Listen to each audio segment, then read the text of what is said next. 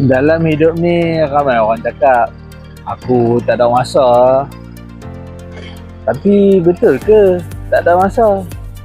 Atau sebenarnya kita tak pandai kawal diri?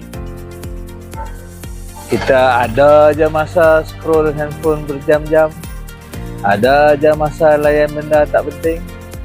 Tapi bila nak buat benda yang untuk ubah hidup, terus rasa penat, malas, bertangguh. Masalah kita bukan masa. Masalah kita ikut perasaan.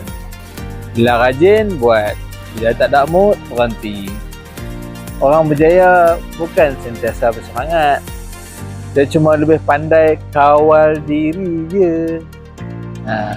Buat apa yang perlu, walaupun tak rasa nak buat. Sebab akhirnya kan, hidup kita bukan ditentukan oleh masa yang kita ada, tapi apa yang kita buat dengan masa tu. So kalau kawal diri sendiri pun tak boleh nak kawal, macam mana nak ubah masa depan?